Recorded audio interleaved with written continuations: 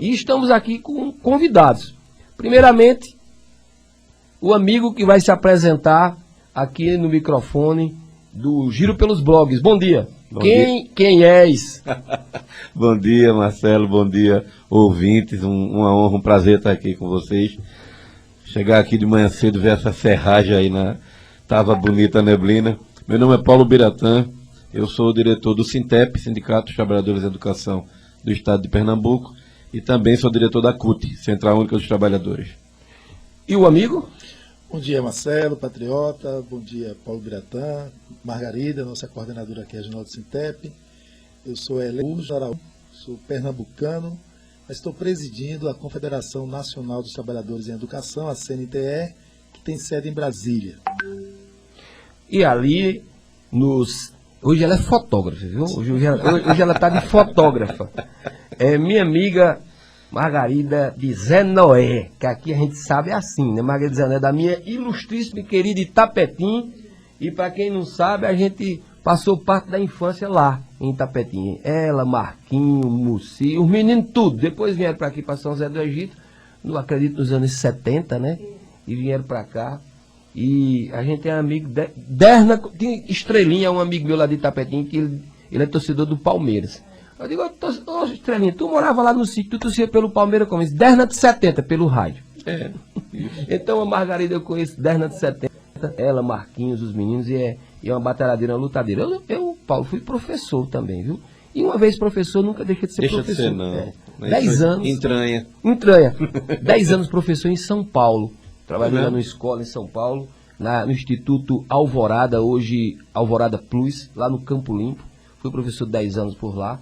E na época era uma escola particular, tinha umas regalias, né? Uma escola, mas não tinha tantos esses direitos não, viu? Não tinha sindicato, não tinha, porque isso foi nos anos 80, eu sou velho, viu? 57 anos. Pré-constituinte de 88, os sindicatos começaram a lutar por seus direitos, né?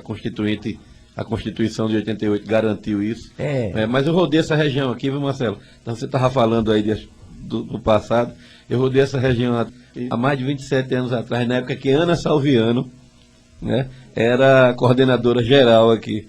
A gente fez um movimento aqui, teve um juiz que era brabo danado na época, mandou a gente embora no outro dia.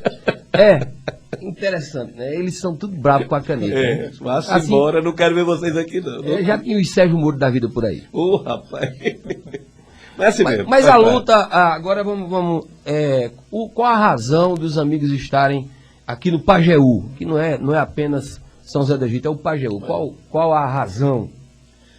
Marcelo, você iniciou a introdução sobre a questão da guerra e disse que tem uma batalha aqui também em nosso país. Então a razão da nossa luta aqui é por justiça social.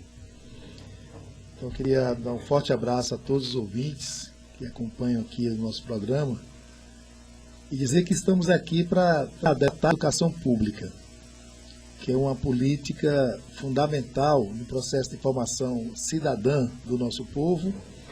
E a partir dessa formação cidadã, a gente faz essa luta coletiva por justiça social em nosso país. Queremos discutir com as companheiras e os companheiros da rede estadual de ensino a situação dos precatórios do Fundef. Que ainda não foi resolvido. Ainda não foi resolvido, é um direito da nossa categoria. O Estado de Pernambuco ganhou na Justiça, no Supremo Tribunal Federal, os valores a serem depositados pela União. E estamos ainda nessa luta para concretizar o depósito desses valores e o repasse à nossa categoria. Então nós vamos discutir com a nossa base. O pessoal aqui da nossa regional fez um calendário de atividades em algumas escolas, convidamos as pessoas para dialogar e trazer informações do Fundef. Qual a situação atual? Né, para quem está em casa, o que é esses precatórios do Fundef? O governo federal, no período de 1998 até 2006, ele fez repasses de complementação da União em valores menores do que ele deveria ter passado. Passou dinheiro a menos. A menos, exatamente. E aí você teve um acúmulo que hoje traz uma dívida da União para 7 estados do Nordeste e 2 do Norte do país em torno de 90 bilhões de reais. Um acúmulo de 10 anos e com a correção monetária. O Estado de Pernambuco reclama da rede estadual 5,2 bilhões de reais que a União deve ao Estado de Pernambuco. A União não reconhece esse valor, mas foi reconhecido o valor de 3,8 bilhões de reais, que a União deve ao Estado de Pernambuco.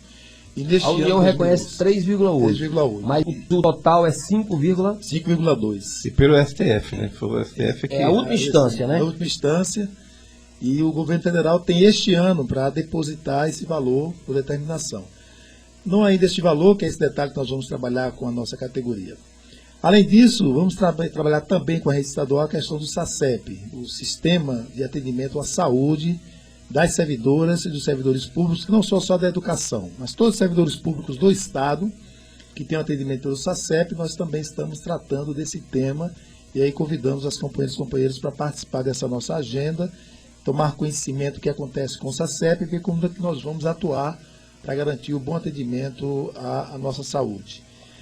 Nas redes municipais, vamos... Abrindo um parênteses sobre o SACEP. Sim. Minha mãe é do Estado, aposentada, e meu pai precisou do SACEP, foi muito bem atendido, viu? A gente tem que abrir. Quando o negócio é bom, a gente... Geralmente a gente fala quando é ruim. Por isso que a gente não quer perder, Marcelo. Porque foi uma conquista. A Helena vai colocar aí como foi que a gente conquistou o SACEP, que não foi uma dádiva, foi conquista de todos os servidores através de um fórum. Foi muita luta. A Helena vai colocar aí.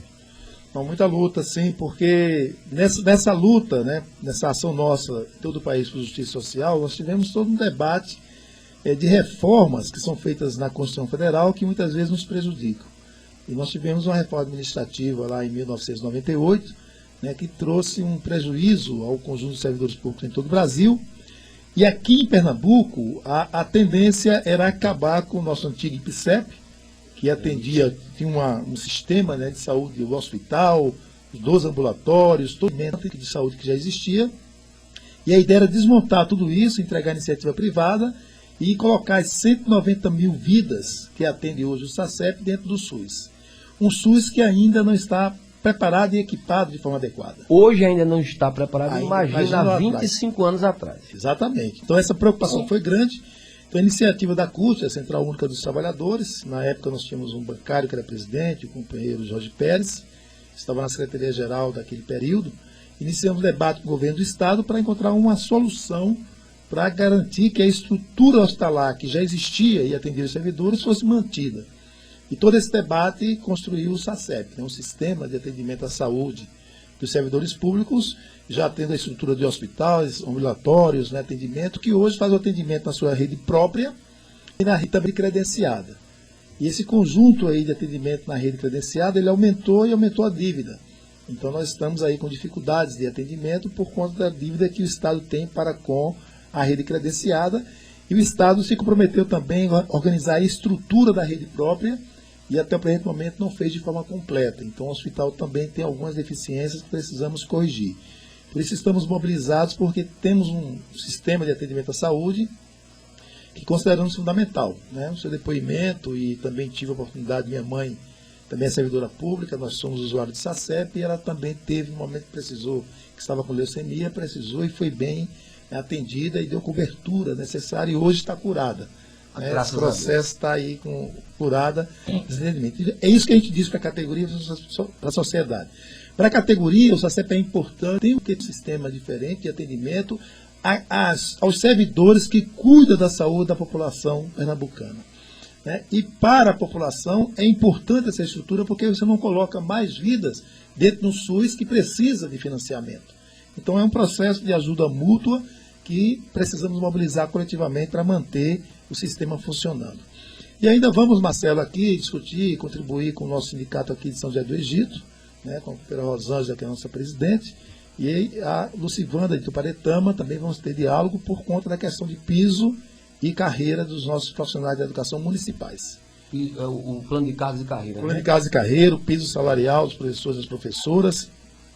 Na rede estadual, né, o Paulo Biratã pode tratar aqui alguns temas que já foi encaminhado e já teve avanço agora em abril, em julho terá mais. Mas ainda estamos no debate, discutindo nos municípios, e estamos também aqui para contribuir com esse debate. A CNTE, a CUT, né, o Sintep, ajudando a fazer esse debate, essa discussão do piso, do salário básico da professora e do professor, que as prefeituras são obrigadas a cumprir, e a aplicação desse percentual na nossa carreira como política de valorização dessa categoria profissional tão importante para a sociedade.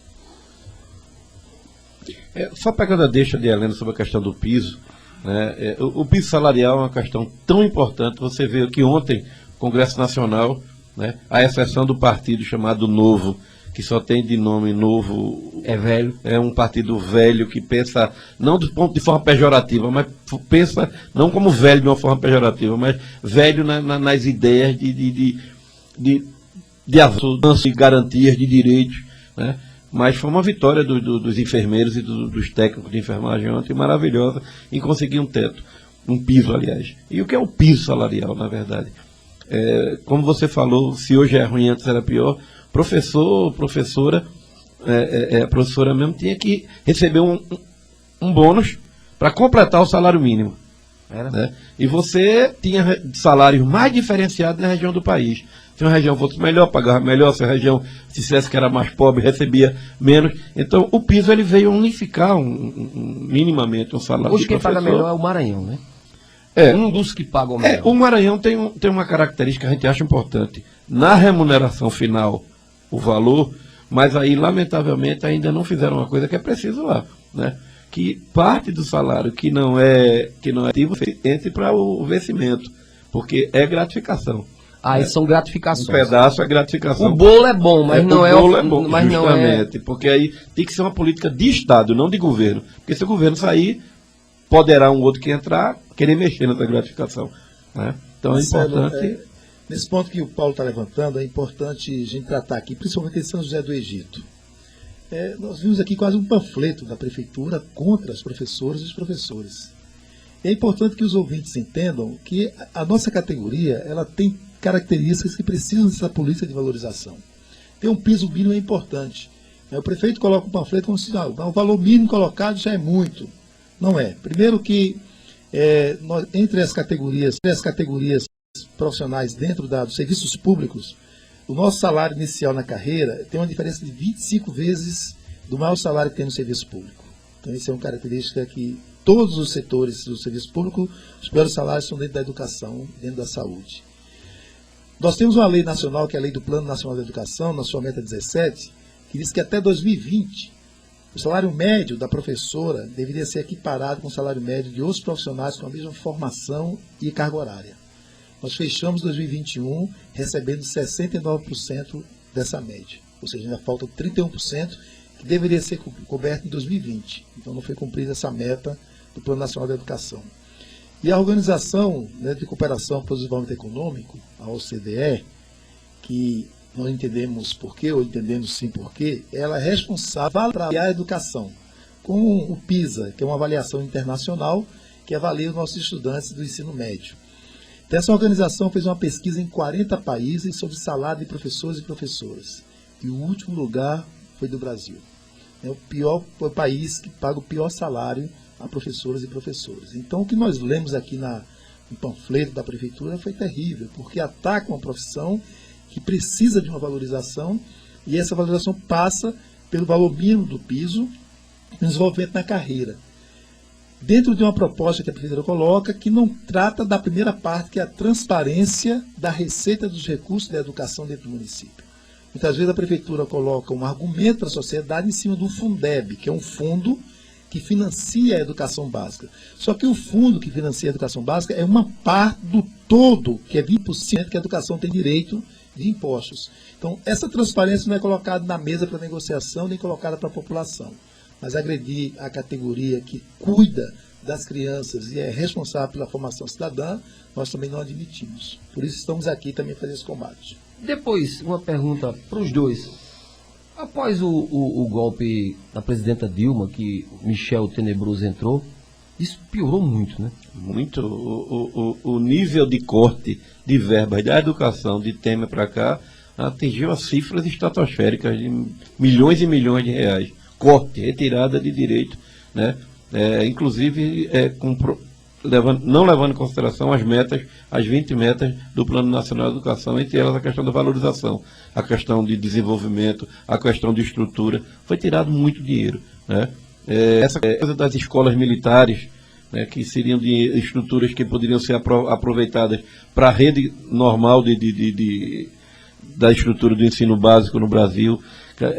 A questão do dinheiro para pesquisa, extensão, né, ensino universitário, tudo que teve relação à educação de Temer, né, com o congelamento da famosa PEC 95 também, que é a PEC chamada PEC da Morte, que congelou por 20 anos. Maldade. PEC da Maldade, 20 anos, aí você agrega isso, a retirada mesmo, diminuição no orçamento. Estou falando de retirada de dinheiro do orçamento. Foi uma coisa que mexeu e está tendo uma repercussão agora, mas a médio e a longo prazo, na vida real da consciência, da intelectualidade, da formação acadêmica e da formação sem precedentes. Nós temos uma geração que vai estar perdida porque foi tirado investimento da educação.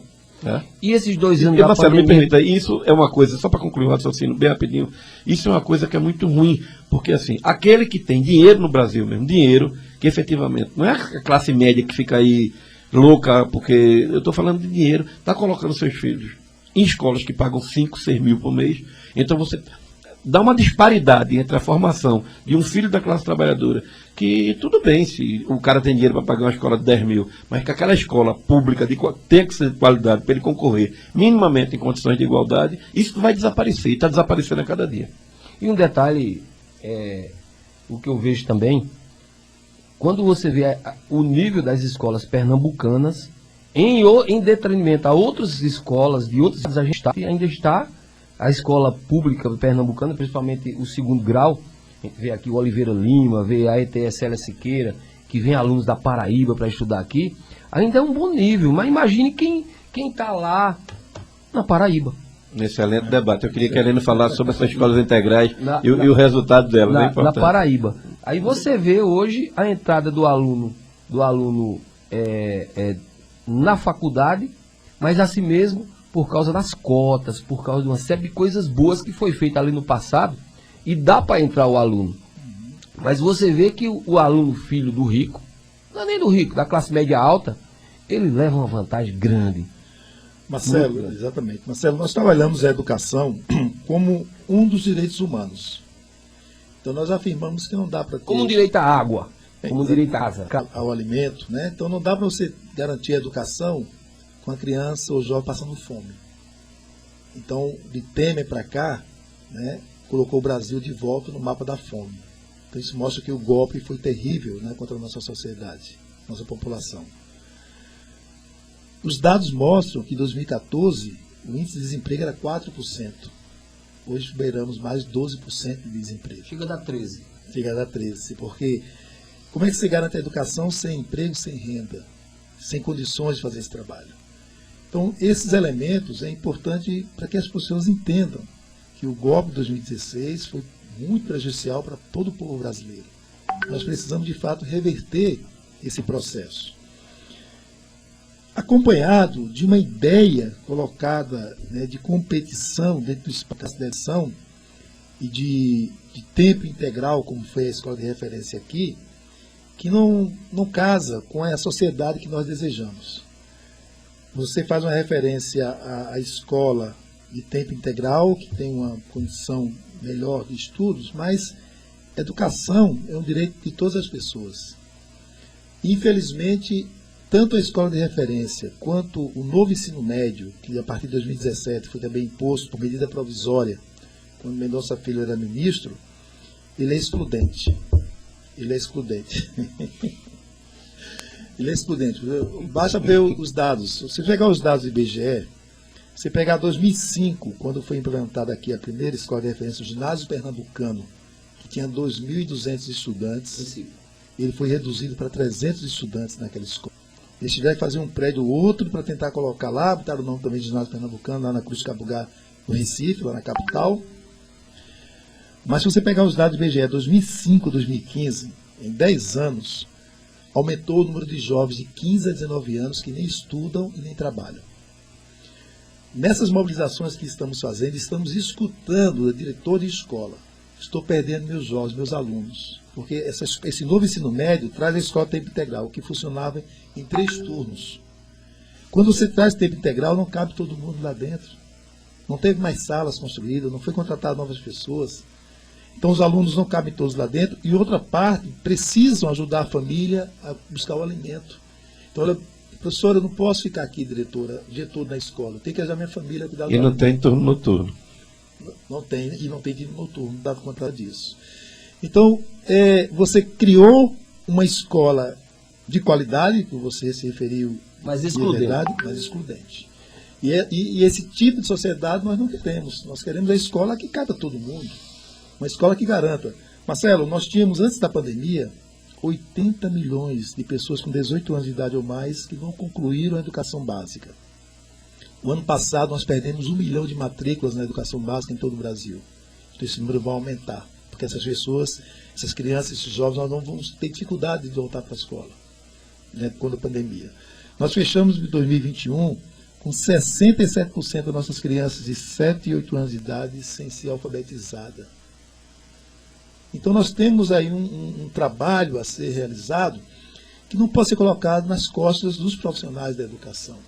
O que nós afirmamos é que esse modelo de você ser avaliado por um organismo da economia e não da Unesco, que deveria cuidar da educação, essa ideia de você colocar o espaço da educação de competição, né, você cria uma situação de exclusão terrível para a nossa população. A escola, né, tem que promover a justiça social, tem que ser uma escola de inclusão, de participação social, de cooperação e de busca, né, de que todas as pessoas tenham direito a acesso e a permanência nessa escola. E o modelo que está colocado aí de avaliação, de IDEB, de PISA, de competição, ela não consegue dar conta do atendimento a esse direito à educação como direito humano. É por isso que iniciamos aqui o debate falando da justiça social, e ela passa justamente para ocupar esse espaço da educação, que a partir dela você consegue ter acesso e cuidar bem de outras políticas importantes para o povo. Tem um aspecto que deve ser levado em consideração, um parênteses aí, que é que esse nível de competição que é elevado e essa forma de dizer que o aluno ele tem que ser um microempreendedor, né, ele tem que ser, ele não tem que ser um homem formado com suas convicções, com sua capacidade, como diria Paulo Freire, de intelectar, de pensar, de criticidade, mas ele tem que ser um microempreendedor ou ele tem que competir. Se ele não conseguir, é porque ele foi incompetente. Isso cria um grau de frustração grande, enorme entre os jovens, que já têm dificuldade de se inserir no mercado de trabalho, e cria um falso debate, que parece que os sindicatos, a CNTE, não defendem a formação profissional. Defendemos sim, não tem nenhum problema que tenha uma formação profissional, mas com a educação de idade, onde a filosofia, a sociologia, a geografia, a história, elas sejam colocadas a serviço de ter uma formação crítica do ser humano, né? E aliada a isso, não tem por que uma formação profissional que o Estado possa colocar dentro ou por fora da escola, de várias formas, isso daí é tranquilo. Agora, o que não dá é para você entender que um aluno de 16 anos, ele tem que ser um microempreendedor, e se ele não tiver condições de, na sua primeira experiência, que der errado, ser sucesso, der errado, como é que fica esse jovem? E, Drão, Marcelo, nisso, vocês não podem divulgar uma regra da sociedade, que não pode divulgar a questão de suicídio, mas o aumento do índice de suicídio na juventude em nosso país está aumentando. Está aumentando. Está aumentando muito esse número de pessoas de jovens que se suicidam, um número de jovens que tentam o suicídio, que é um número que a gente não tem, mesmo porque isso é uma estimativa, é uma estimativa, isso eu tenho, porque eu tenho pessoas muito perto de mim, de amigos, de pais que jovens tentaram suicídio, outros perderam a vida, um amigo meu, o filho dele perdeu a vida com isso, e a gente não tem, muitas vezes, fica procurando a razão, e a razão é isso. Exatamente. A automutilação, ela é uma coisa que está escondida por dentro da escola, mas tem um nível altíssimo. Aqueles meninos que andam de camisas, e meninas que andam de camisas no sol quente. Camisa longa, de manga longa. Não dá para generalizar, claro, mas os pais, os professores, têm que se preocupar e dar uma olhada, porque normalmente por trás disso não vem só uma moda, não. Nós estamos conversando com o presidente da CNTE, professor Helena Araújo, e o professor Paulo Biratã, da CUT e do Sintep de Pernambuco. Estamos batendo um papo aqui sobre uma série de coisas interessantes. E um detalhe, Paulo, é o seguinte. Teve agora, para você entender, você que está em casa, que viu na TV, no Fantástico, no Jornal Nacional, para você ver o nível de competitividade dos jovens. Uma escola lá em Recife, os jovens tiveram um síndrome de pânico no dia da prova. Né? Verdade. E isso não pode acontecer. Não pode acontecer. Exatamente. Você vê que o debate, por exemplo, colocado em todo o país, que estamos enfrentando agora. Primeiro, um debate negacionista de ataque à educação pública, onde vem defender a escola, que é o homeschooling, que o projeto tramita na Congresso Nacional. É uma loucura que você abandona o papel da escola. O fato de você ter o ministro, né, que saiu agora da educação, colocada como a sua frase dizer que a escola, as crianças têm que ser Heleno, só abrindo um parênteses, porque quem está em casa tem que saber quem é esse ministro. Esse ministro é um tal de um Ribeiro. Pastor Ribeiro. Milton Ribeiro. Olha, o cara foi ministro da Educação. Semana passada, ele estava no aeroporto e a pistola dele acidentalmente disparou. Aí você diz, não, mas o cara tem direito a ter uma arma. Sim, ô amigo, você que é desse lado aí. Ele é pastor, professor de filosofia, é um pastor. Ele está lá porque é um pastor e um mantenedor de uma faculdade. Então é um cara que, para o que eu não sou esse cidadão de bem que vocês acham que deveriam ser. Eu não sou. Primeiramente, eu não sou Marcelo Patriota. Nem é um cidadão de bem, nem fico dizendo que sou o exemplar de família, que eu não sou. Eu casei 6 vezes. O cara que casou 6 vezes não pode ser. Ganhou pra mim, viu? Foi quanto? Foi, eu tô 3. 3? É. Eu casei umas 5 ou 6. Depois depois conversa pra você me ensinar como graças a Deus eu estou casado já há uns 10 anos com a maravilha, vou Marcelo, ficar com Marcelo. Ela, que eu tô velho não dá mais para estar atrás dele. Agora, eu nem sou esse cidadão de bem, nem sou esse cara família, que luta pela família tradicional, não sou, porque eu não sou hipócrita. Eu não sou hipócrita. Aí vem um ministro da educação, que é pastor, porque pelo que eu saiba, que eu não sou esse cristão, eu vou na igreja porque eu sou fotógrafo, eu faço muito batizado, casamento, eu vou na igreja, mas pelo que eu saiba, Paulo e o Heleno, pastor, a arma de pastor é uma Bíblia, né? E além do mais, ele é o próprio ministro que disse que pobre não deveria estar na faculdade. Ele falou claramente essas palavras. Né? Aí o cara diz, é como você diz, ele tem um direito? Tem. Direito? Tem. Agora, para quem professa a Bíblia, e que está lá na Bíblia escrito que aquele que usa da arma vai sofrer e morrer da arma, é uma contradição enorme, e a mesma coisa de que a faculdade e a educação que ele pensa. A faculdade e a educação que ele pensa é aquela que quem tem extremamente divisor d'água. Quem não tem, a gente dá aqui uma educaçãozinha chifrinho, para que quem tenha condições, possa exercer. Isso, quem estudou direito, tem um italiano, 2 italianos, que tem uma teoria, um deles era Pareto, o outro era Mosca, que eles diziam que o homem, ele é assim mesmo, é normal. Tem aquele que veio para mandar e aquele que veio para obedecer. É aquele que veio para ser escravo, é aquele que veio... Como os nazistas estudaram o crânio dos negros para dizer que eles eram escravos porque os negros recebiam informações e eram mais fáceis de serem mandados. Então você cria teorias falsas, mentirosas, para poder dizer à pessoa que você é pobre, e aceite. E usa até religiosamente, né? Porque Deus quis. Não sei se tem um Deus que diga que a pessoa deve passar assim. Fome, entendeu? Se um Deus justo, um Deus de paz, de amor, ele defenda alguém, um pastor, que diga que para se defender tem que ter arma. Então eu acho mas tudo bem, é um debate religioso, eu estou entrando, é uma seara perigosíssima, mas eu acho que... Na minha ótica, são pastores picaretas, bandidos, é o Silas Malafaia da vida, os Valdemiro Santiago da vida, o R.R. Soares. Esse tem uma mão grande que é um perigo. Esses caras que pregam que são cidadãos de bem. Esse tipo de cidadão de bem eu não quero ser. Eu quero ser um Marcelo Patriota mesmo, que conversa com de vez em quando um monte de baboseira, mas que é sincero. Eu sou sincero. Eu não sou hipócrita. Eu não sou hipócrita. Mas o assunto aqui é educação, porque se a gente for falar desses pastores bandidos e picaretas, a gente passa. E tem pastor por aqui que também prega arma aqui na região da gente. Ó, você que é pastor e que prega arma, armamento, você vai pro inferno. Quem tá dizendo é Marcelo Patrão, você vai pro inferno.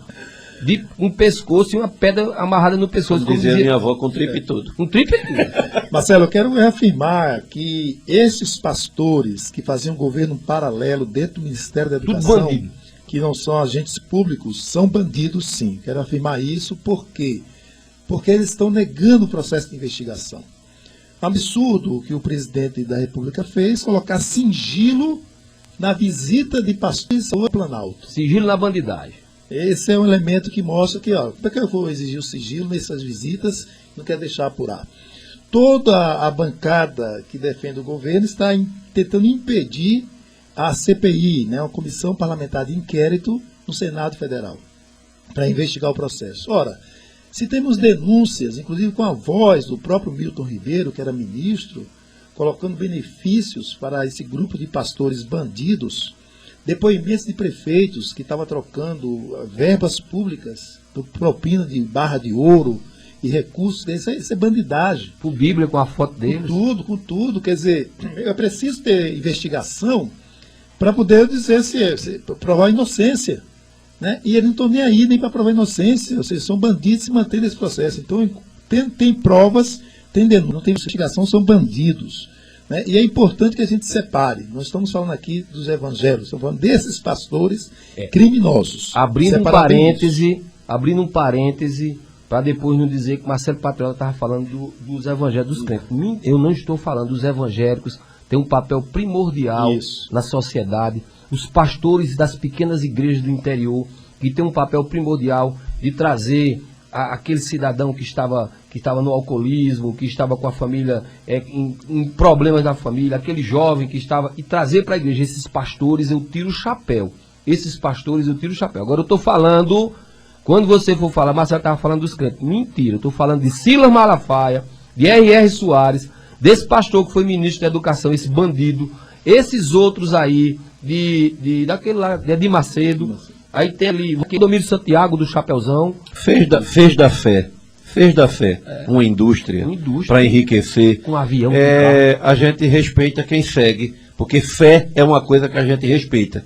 Agora é lamentável que em nome de Deus e de Jesus as pessoas transformem uma religião, uma proposta bíblica, numa fonte de empresa para ter lucro, para ter aviões, iates, e como se estivesse mangando das pessoas, zombando da fé das pessoas, tirando onda. Então, assim, você foi muito feliz. Ninguém está aqui discutindo fé, nem generalizando.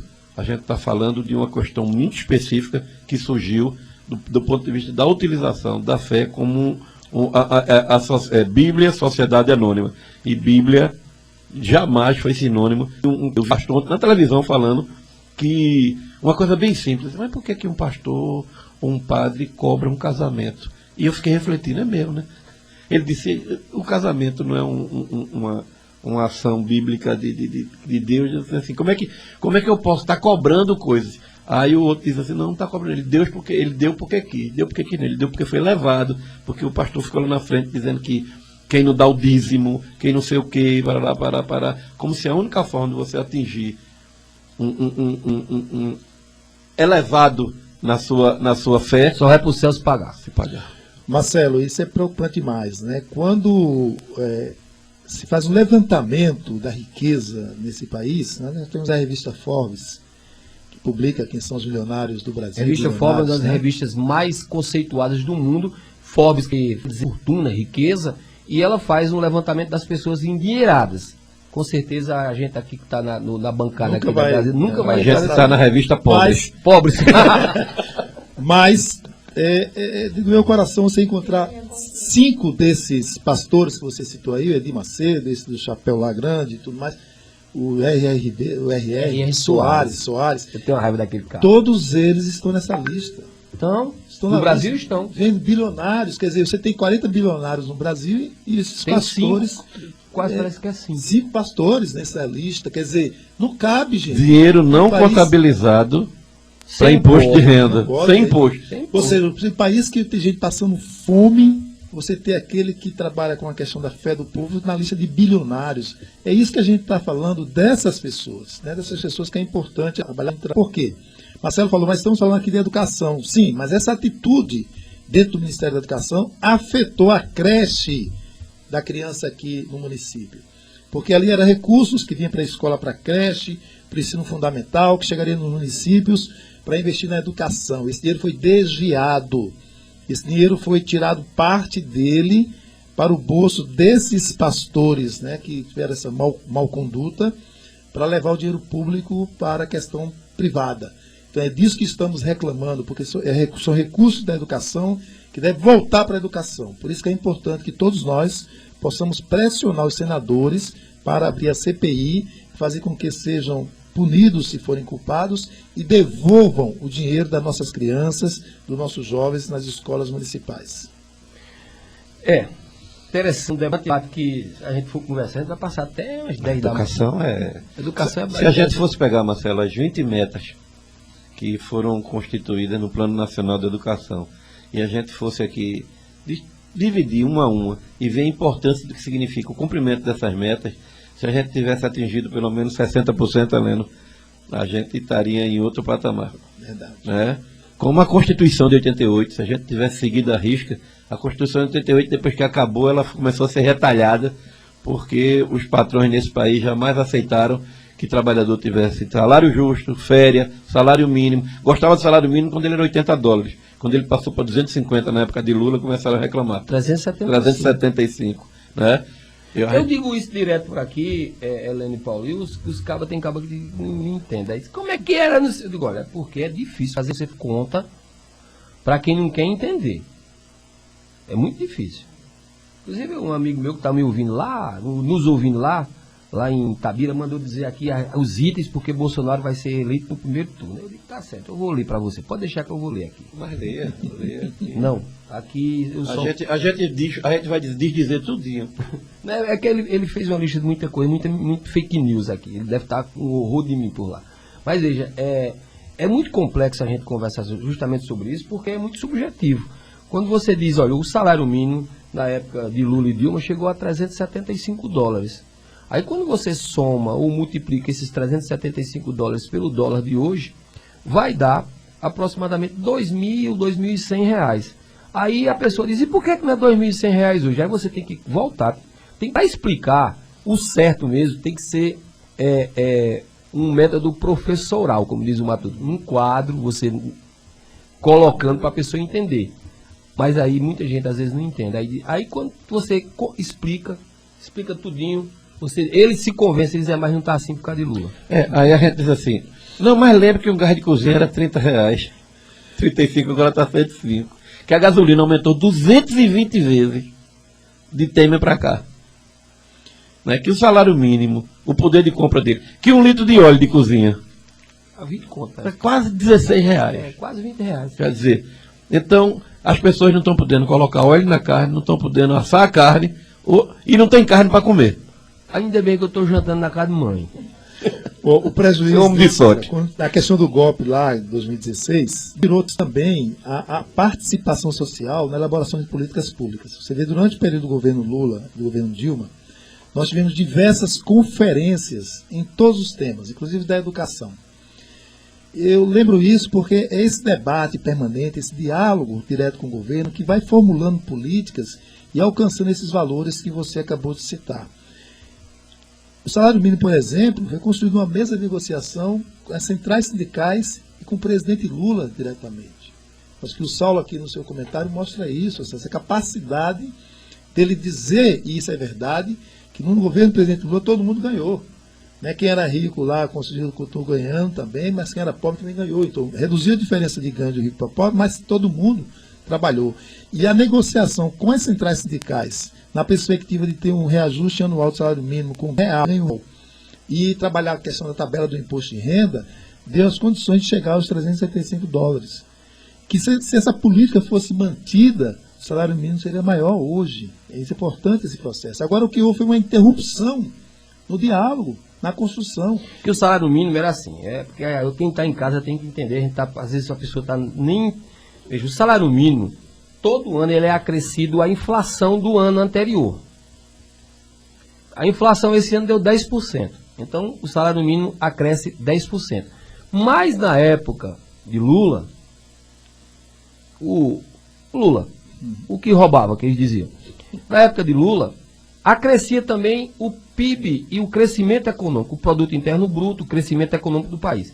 Quando o Brasil crescia em torno de 4, 5, 6%, acrescia a inflação, que o ano passado foi 10%, e se crescesse 5% do crescimento econômico, agregava. E às vezes o presidente dava mais 1% de agrado, como diz o Matuto. Então muitas vezes o salário mínimo acrescia. Então por isso é que a pessoa que é aposentado há mais de 20 anos, ele sabe o poder do salário mínimo. Quem vive de um salário mínimo há mais de 20 anos, ele sabe o poder do salário mínimo, o que tinha o poder do salário mínimo. Então ele sabe o quanto ele murchou. Basta só dizer, vamos pegar São José do Egito, concretamente. São José do Egito é uma cidade extremamente importante do Pajeú, mas como todo da região, nessa específica, não tem grandes indústrias, não tem, né? Tem que ver do comércio, tem que ver de empregos da prefeitura, do emprego do Estado. E o grande filão passou a ser o quê no salário mínimo? Os aposentados. O crescimento do salário mínimo mudou a vida, porque hoje, se você pegar São José do Egito, tá certo? E fizer uma comparação do que era a renda do aposentado no período dos 12 anos do governo do PT, e agora, e antes, você vai ver o que mudou de crescimento real na cidade quando os aposentados que recebiam salário mínimo do INSS passaram a ter uma valorização no salário mínimo. Né? Porque hoje o INSS com certeza representa, ele representa talvez até mais do que o município paga. Representa. E nós temos Helene ainda, Paulo, deixa eu dizer aqui, só falta 5 minutos para o programa. Rapaz, passa logo, conversa boa. São até 7h30. Com certeza, vamos embora. E eu comecei até mais cedo hoje, viu? É de 6h40, eu botei Vantuí para fora hoje, 6h30. Ô, Vantuí, desculpa aí. A inflação também, que nos ocupa o tempo todo, é galopante, crescendo aí, mais alta dos últimos 27 anos, que também é terrível. E alguém pode estar perguntando aos ouvintes, né? Esse papo aí tem a ver com a educação. Tudo a ver, olha. Essa questão que Paulo levanta, dos aposentados, dos recursos, né? Que você aumenta o poder de compra com o salário mínimo, você aumenta a arrecadação do ICMS, né? Imposto de circulação de mercadorias, que é o principal imposto do Fundeb, que é o fundo que financia a educação básica. Então, quando você aumenta o consumo, você aumenta o ICMS, aumenta os recursos da educação e você consegue atender essa demanda, né? Nós temos 1,5 milhão de pessoas de 4 a 17 anos no Brasil que nunca frequentaram a escola. Então, como é que nós vamos garantir a permanência dos 38 milhões de matrículas que nós temos e trazer os que estão fora, né, da escola para garantir? Se não tiver investimento, ampliação de escolas, de salas de aula, de quadro de pessoal. Então, todo esse debate que você levantou também aqui, né, da inflação, de salário mínimo, tem tudo a ver com esse processo de financiamento da educação que está não estagnado, está derretendo. O orçamento da educação em 2015 era em torno de 123 bilhões de reais, caiu para 116 agora em 2021. Então, você precisa de mais recursos pós-pandemia e os recursos estão diminuindo. Então, é disso que estamos falando. Né? Por mais que a própria categoria nossa, né, tem dificuldade às vezes de entender essa relação que nós colocamos com a nossa confederação, que tem sede em Brasília. Vocês estão falando lá do presidente, eu não quero saber, eu quero saber que dinheiro no meu bolso. Mas o dinheiro não saiu do seu bolso enquanto a política em Brasília, né, não for alterada. Se não for alterado, vocês não conseguem dar conta aqui no município. Muitas vezes, para poder atender essas demandas da educação e de outras políticas, Marcelo.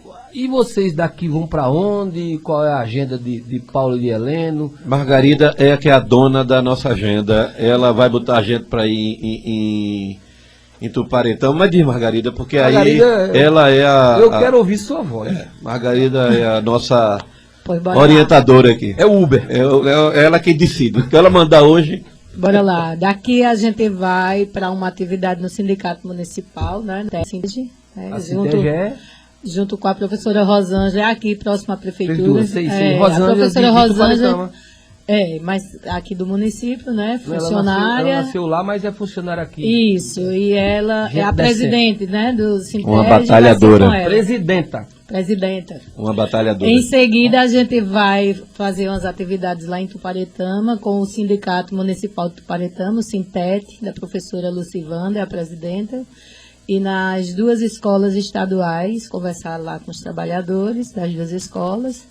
Depois voltamos a São José, vamos para 2 escolas estaduais aqui em São José, a ETS Elia Siqueira e a Eren Edson Simões. Em seguida teremos uma reunião lá no Sintep e terminamos a noite na Naná Patriota, numa palestra sobre os precatórios, Está convidado. E não tem almoço no meio, não? Tem almoço no meio, tem. Vai ser lá em Tuparetama, na Casa Grande. Essa é a atividade. Tem almoço, tem lanche, tem janta. Se quiser ir mais, nós eu já estou cansado daqui. Bom, é isso. Marcelo, aproveitar esse tempo que falta aí, um minutinho só, para agradecer ter lhe conhecido, um prazer. Você é uma figura extremamente positiva, assim, alto astral, é bom de conhecer gente assim. Começar o dia assim é bom. Parabéns, profissionalismo excelente, uma visão de mundo extremamente... E quem me escuta sabe que eu tenho lado, viu, Paulo? Essa história de dizer que não, porque ele é jornalista. Primeiro, eu não sou jornalista. Não, eu sou um comunicador. Eu sou professor. Eu posso até traduzir o que você está dizendo, porque Paulo Freire dizia, né? Que não existe neutralidade. Eu não sou neutro, eu tenho lado. Eu tenho um lado. Agora, eu respeito a opinião dos outros. Agora, que eu tenho um lado. Eu entrevisto aqui, já entrevistei Marília Reis, entrevistei Danilo Cabral, entrevistei Raquel Lira, vou entrevistar o Anderson Ferreira, entrevistei Miguel Coelho, vou entrevistar também o do menino do PSOL. João Arnaldo, que ele é de Salgueiro. Meu amigo. Gente boa. Semana que vem vou entrar em contato e respeito todas as ideias. E deixo falar. Claro. E deixo falar. Agora eu tenho um lado. Eu queria só agradecer, para concluir, dizer que a gente está com Rosângela, essa batalhadora, que é lamentável que alguns prefeitos ainda não tiveram a dimensão do que significa o piso nacional, né, e que trata inteiramente como uma questão financeira e não como uma questão de investimento. Valorização profissional é investimento na educação, né? E em nome um companheiro nosso aqui, que nós temos, né, tem a nossa companheira Margarida, Margarida Zé Noel. Margarida Zé Noel, né? Mas eu gostaria de deixar um abraço aqui para Dedé Monteiro, né, nosso poeta, que contribui sempre com a gente, com seus versos e sua luta. Tem uma história também. E deixar em nome dele um abraço a todos os poetas do Pajeú e a todos os trabalhadores de educação aqui da região. Marcelo, é isso. Você tem que agradecer, dar um forte e afetuoso abraço para todos os ouvintes, dizer aos que estão nessa luta por direitos humanos, por justiça social, que permanecemos nesse trabalho, essa luta é importante, e aquelas que ainda não compreenderam este lado da luta, que se desarmem, que abra seu coração, sua mente para o diálogo. Dialogar, né, conversar, entender a importância de todos os seres humanos ter direito à comida no prato, à educação de qualidade e à saúde. E a gente só faz isso de forma coletiva e com uma manifestação popular muito grande para evitar as injustiças que ainda ocorrem no nosso país. Por isso, venham para a luta junto conosco, que é muito importante a mobilização social. E reforcem aqui Margarida para ela não ficar só na luta, porque ela precisa de muito apoio, porque a luta é grande. E quando vier de novo, estão convidados, viu? Opa, muito obrigado. Um abraço a Helena e a Paula, a Margarida, que a gente bateu um papo aqui. Não foi entrevista, não, foi um bate-papo. Eu gosto sempre de bater um papo, de conversar.